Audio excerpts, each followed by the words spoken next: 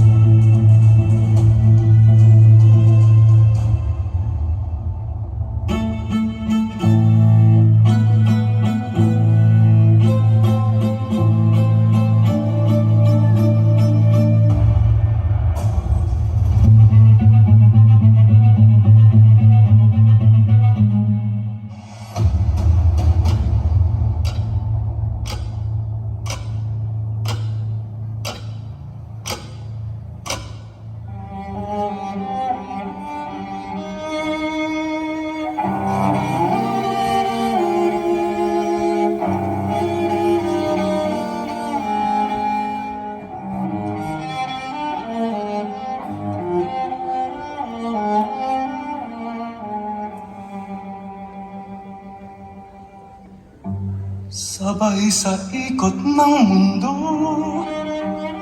patungo sa walang hanggan, ay sari-saring pagtakbo ng buhay ng sino pa man. Ang kapalaran mo'y sa'yo, ang sa kanya'y kanya naman. Ang salamin ng buhay mo, ibang liwanag ang laman. Ang buhay mo'y yugto-yugto, may panahong sakdal saya.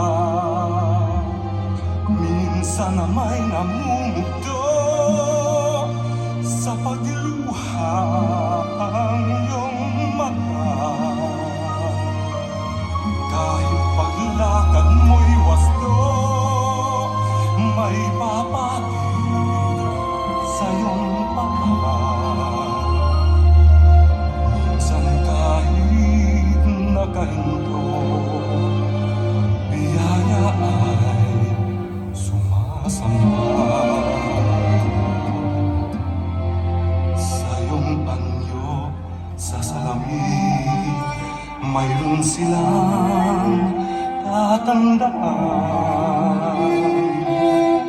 Mag-isip ka at alamin kung naligaw ka ng daan,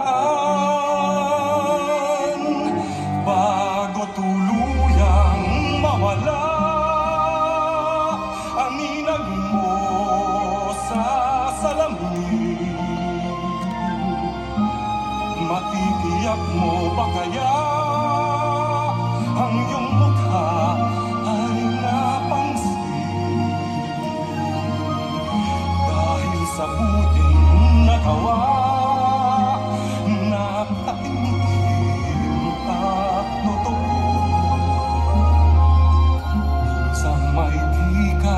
sumama sa salamin ng buhay mo. Bago tuluyang mawala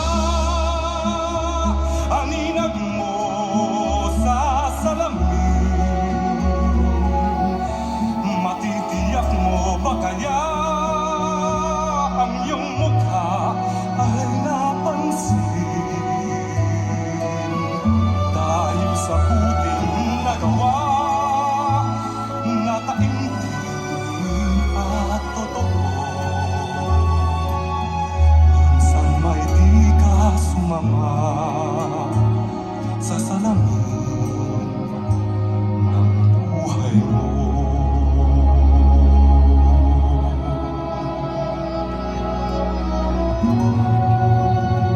Siguro kaya pinapalo tayo noon dahil mas masakit pala ang hamon ng buhay ngayon. Siguro kaya hinahayaan tayo maglaro noon kasi mas seryoso na at hindi pala biro ang buhay ngayon. Siguro kaya hinahayaan tayong kumain ng matatamis noon dahil mapait pala ang buhay ngayon. Siguro kaya palagi tayong inaalalayan sa paglalakad noon ng mga magulang natin. Kasi kapag tumanda, walang ibang tutulong sa atin, kundi sarili lang natin.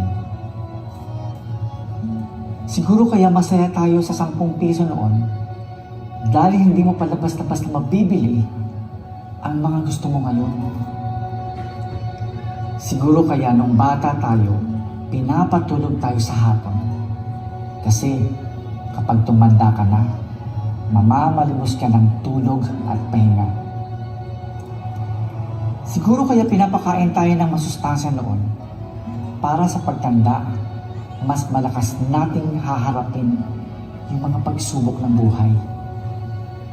Siguro kaya kailangan sabay-sabay kumakain noon kasi darating ang araw na mag-isa ka nilang kakain ngayon. Siguro, kaya yung mga magulang natin, ayaw tayong malingat sa paningin nila dahil inaabot ng buwan o taon bago ka nila makasama ngayon. Wala kang taong nabangga sa salamin